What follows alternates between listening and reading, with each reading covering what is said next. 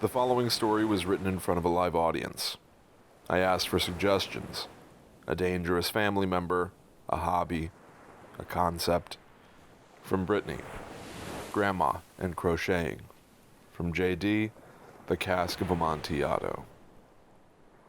The Hook, by Will Rogers. When you think of a crazed murderer, most often you might imagine them wielding a knife. But no. Grandma used a hook. Mabel Ann Brooks was born just before the Second World War, and while she was merely a teenager by the time it ended, to hear my mother explain it, the war had changed her, and not in a particularly great way. Grandma wasn't warm. She wasn't loving. She didn't bake us cookies or tell us bedtime stories. She talked about death a lot. She talked about future generations letting her down, besmirching the family name. You know, I think that's probably why when Mom moved out, she stayed away from Grandma. I didn't even know she existed until I was in my early teens. I mean, I had logically reasoned that my mom probably had parents of her own. That, felt likely. But since there were never any old people smiling at me on Christmas or whatever, I had also logically reasoned that wherever they were probably dead. Wrong. One day I was hanging out in the living room, minding my own business, playing some Sega Genesis, when my mom walked in, arm in arm with an old woman. A tiny woman with piercing eyes, wearing a lumpy knit sweater. The way she stared at me, immediately I felt uncomfortable. Exposed, somehow. It wasn't just that she was a stranger to me. I had a feeling I'd imagine small rabbits have when a bird of prey caws from somewhere nearby. The feeling that my dog Missy had when the ice maker clanked and the fur on her back stood up. Imminent danger. Again, I was wrong. Half wrong. The closest I got to an explanation was that Grandma couldn't live alone anymore, so she'd be taking over the guest room. My friend Corey told me that the same thing happened with his grandpa, and that within a couple of weeks his parents told him Grandpa had moved to live on a big farm up north. My grandma held on for nearly 20 more years. None of them pleasant. One of my earliest memories of when she moved in is when she forced me to stand with my back against the wall. She told me my posture was terrible, that my shoulders were rounding, and if I didn't straighten out, I'd, quote, grow up crooked. You want to carry the legacy of this family, you do it with a straight back. Part of me couldn't even believe it was happening. She had picked a moment where my mother wasn't around. I had always been taught to listen to adults, and so I did my best to follow the drill sergeant's instructions. All the while, she brandished a small wooden hook. The same one she used to knit almost every article of clothing she wore. It was intimidating. To this day, I'm not sure I've ever felt smaller. That's the kind of grandma I suddenly had. Before the year was out, I nearly ran away once or twice. I couldn't bear the thought of waking up each morning to some inevitable criticism and leering eye judging my every decision, meal, and hobby. Thankfully, eventually the comments were replaced by dirty looks. Still unpleasant, but much easier to ignore. Most days, Grandma was perched on an easy chair in the corner, always knitting something. A blanket, a hat, who knows? It was just something to keep her busy, I guess. Whatever feud had kept her away remained a mystery to me. Mom seemed clueless as to how miserable Grandma was to be around. I think she almost reverted to becoming a little girl whose mommy knew best. Whenever Grandma would unveil another hat, Mom practically fell to her hands and knees in praise. Could have been a survival tactic, but if I'm honest, I think she was just trying to secure some inevitable inheritance. By all accounts, I'd heard Grandma was loaded, rich from some sort of wartime earnings from her father, plus a fair few businesses she had run herself at some point. In my late teens, it dawned on me. Grandma was running my home like a cutthroat CEO who expects everyone to work harder and harder, no end in sight. My daddy would have whipped this family into shape. What octogenarian says daddy? Instead of an employee, though, I was starting to feel something like a soldier, vigilantly on guard.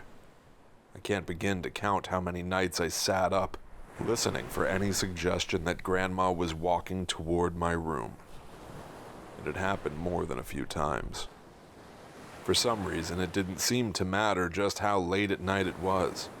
But if Grandma had determined I was awake, listening to music, light under the door from my computer, she would push the door open without warning, just to judge me and bark unsolicited advice, always brandishing that hook.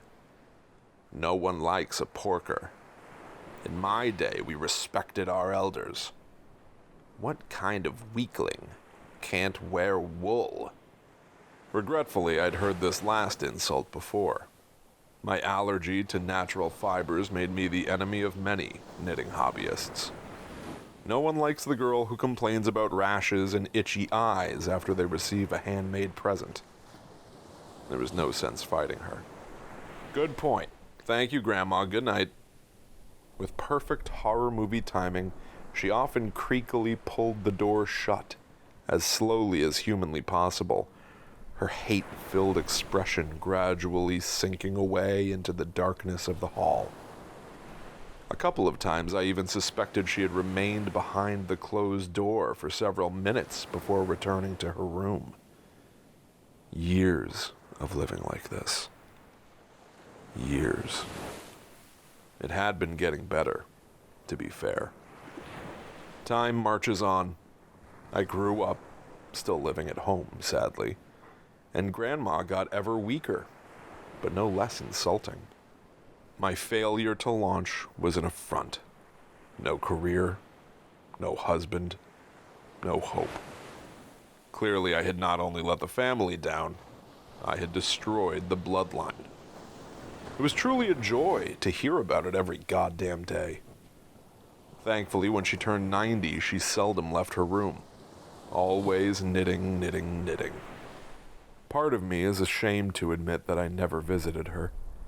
Mom would sometimes urge me to drop in on Grandma and chat. But at the same time, she was more likely to push me to visit with Grandma than do it herself. At best, she talked with her mother a little bit whenever she went to bring Grandma more yarn. I couldn't imagine what she must have been knitting in there. I know old people get cold, but how thick can a blanket be? My relationship with my mom had become strained.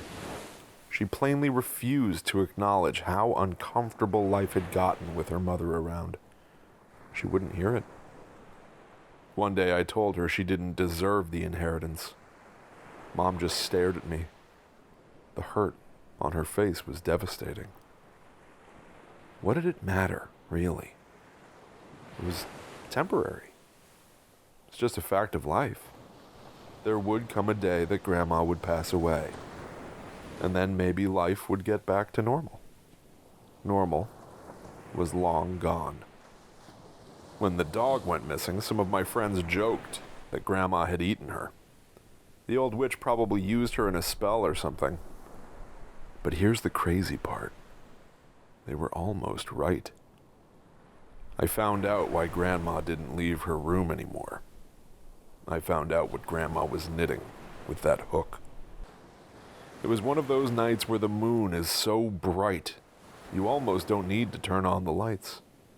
I lay in bed scrolling through smiling faces, ranking horror movies, or practicing using makeup to craft horrific wounds on their bodies.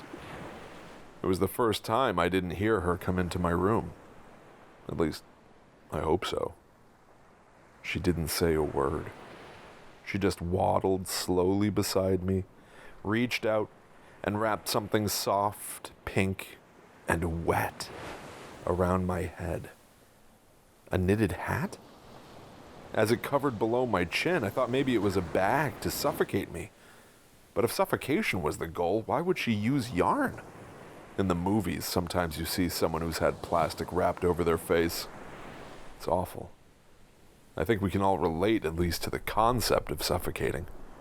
Who hasn't been underwater and frantically paddled to the surface, worrying that they won't make it in time? But though the fibers had wrapped around my face, I had air.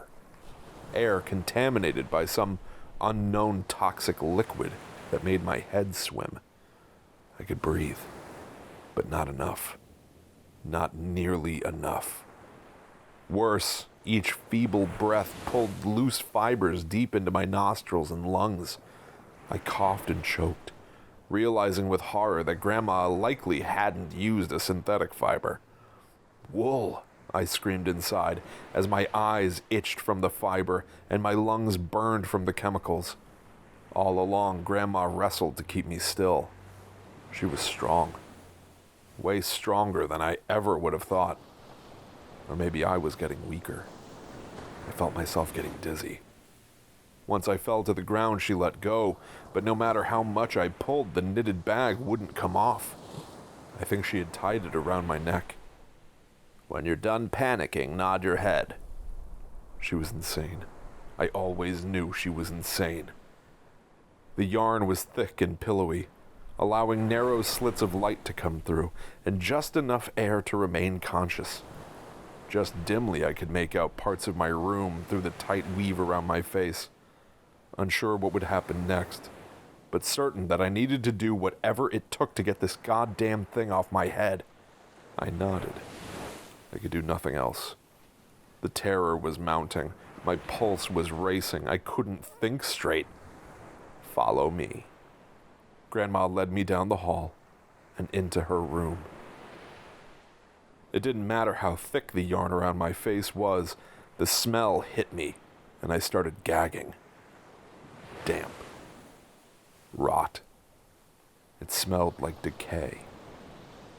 Recklessly fast, Grandma reached out with her small wooden hook, snagging some yarn around my right eye and yanking open a small hole. The room was covered in knitting. Not the walls, but everything inside it. There, on the floor at the foot of her bed, was a rounded bundle of fabric. It would almost be cute if I couldn't see what it contained. Depicted in the yarn was the image of Missy. The dog hadn't gone missing. She was there on the floor, wrapped up like a spider's next meal. I looked from the dog's cocoon back to my grandma, who, for the first time, smiled. I didn't like it one bit. Inhaling more of the fibers, I could feel my throat begin to swell shut. "They say you can't take it with you, but what do they expect me to do? Leave all my belongings in the care of my undeserving progeny? Our bloodline doesn't deserve to continue. I've decided it shall end with me, my failure of a grandchild, and my simpering daughter." Grandma gestured, and for the first time I spotted a human-shaped cocoon sitting up in the bed. A smiling image of my mother's face woven at the head. I almost didn't trust my perception at first. The chemicals on the mask had started to dry, but I was still lost in a haze, able only to summon strength for a single question. "You're killing us with knitting?" I choked. "Knitting?" Grandma scoffed, dousing my mask in something cold and wet that stung my eyes and shut me up quickly. "As if I didn't already know how worthless you were." Using the same hook, Grandma closed the hole in the mask, sealing off my window to the world, but also sparing me from looking at the decorated corpses of my mother and dog. "Daddy used to read to me about the pharaohs and how they buried themselves with their worldly possessions. Gold and rubies. I'll have to settle for you." I was treated to each agonizing step of her decision process. Her disappointment with my mother, her horror at her own mortality, and her anger at the thought of the family continuing with me. It had been months since she decided to take it all with her, to spend her final moments knitting her own death shroud, enclosing herself in a perfect bundle, surrounded by her family and personal effects. There would be no inheritance. 3 generations entombed in yarn. I sat pathetically still, unable to summon the strength to fight. Dying would be slow, painfully, horrifyingly slow. It occurred to me that my mother might still be alive in her cocoon as well. How long would it take for us to finally die? The last things I could hear was Grandma's muffled narration as she sealed herself away, and the room fell silent. By the way, what I've done to you isn't knitting. It's called crocheting, hollered Mabel Ann Brooks, my grandmother and murderer, through layers of fabric. I killed you all with a single